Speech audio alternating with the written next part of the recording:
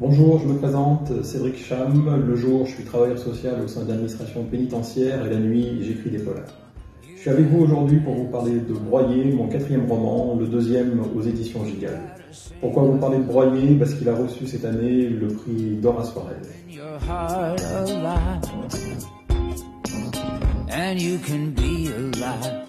Le pitch de Broyé, deux personnages, Christo et Mathias. L'histoire de Christo est racontée au présent et en temps quasi réel. L'histoire de Mathias, elle est racontée au passé et de façon défragmentée. Christo, c'est un jeune homme qui vit un peu en marge de la société. C'est comme une grenade dégoupillée. Il sait qu'il a une violence en lui qui demande qu'à surgir et il essaie de se mettre à l'abri et de faire sa vie là tranquillement sans exploser. Mathias, c'est un adolescent qui est en fugue et au cours de sa fugue, il a enlevé. Il se réveille quelques heures plus tard, nu, dans une cage de 2 mètres carrés. Il attend et au bout de quelques heures, un homme vient le voir et lui dit juste « Je vais te dresser ».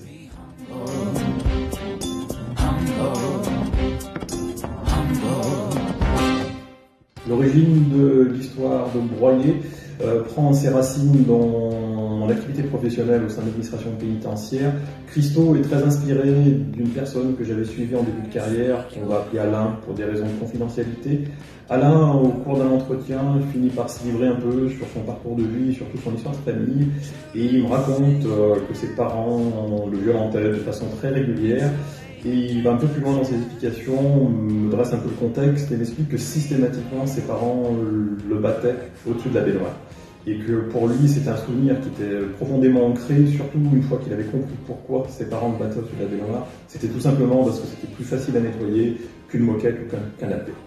Et je crois que c'est vraiment avec l'histoire d'Alain que j'ai pris conscience professionnellement et humainement, on va dire, que l'être humain est capable de très belles choses, mais aussi est capable de choses vraiment très violentes, très froides.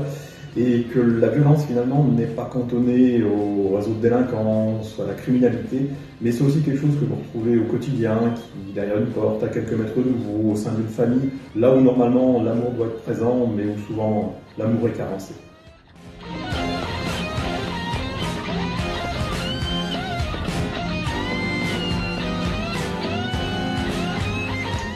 Mes influences littéraires, c'est beaucoup de polar, pratiquement que du polar. La liste est très longue, mais si j'avais 4 romans à citer qui m'ont particulièrement marqué en tant que lecteur et qui forcément m'ont influencé aussi dans l'écriture, je citerai en premier Versus d'Antoine Chénas. Versus, ça fait partie de ces bouquins, soit on adore, soit on déteste. Moi j'ai adoré, il faut lire Versus.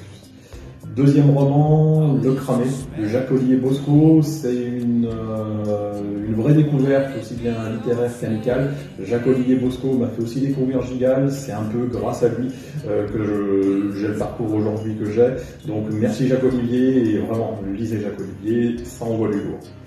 Troisième roman, Les Racines du Mal, de Maurice Dantec. Dantec, on n'en parle pas, il faut le lire. C'est un genre à lui tout seul, je vous laisse découvrir si vous ne connaissez pas.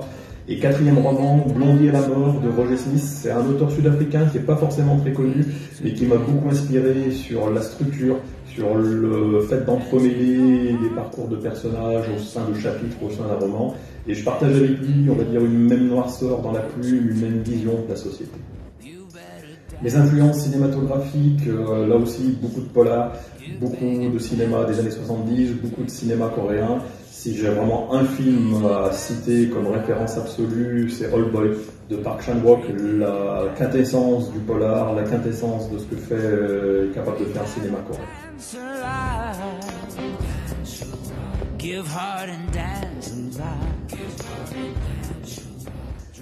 Le mot de la fin, ça va être l'essentiel, les remerciements. Remerciements tout d'abord à Jimmy Gallier et à toute l'équipe Gigal qui m'ont accepté au sein de leur famille et grâce à qui l'aventure continue. Et aussi donc et surtout un immense merci à Ludovic et à toute la famille Dora Suarez, que là aussi c'est une famille. Merci bien évidemment pour le prix. C'est toujours un moment très particulier pour un auteur quand un roman est récompensé. C'est comme une sorte de sentiment d'accomplissement et la certitude qu'on a au moins trouvé une personne qui est en connexion totale avec notre écrit. Et merci aussi à Dora Suarez et à Ludovic pour tous les moments, pour tous les échanges, cette passion commune qu'on a autour de la littérature. Et pour conclure, en ces temps confinés, je vous dirais lisez, continuez à lire, n'arrêtez jamais, faites marcher les librairies, les éditeurs, lisez, et prenez soin de vous. Merci. Give hard and dance alive.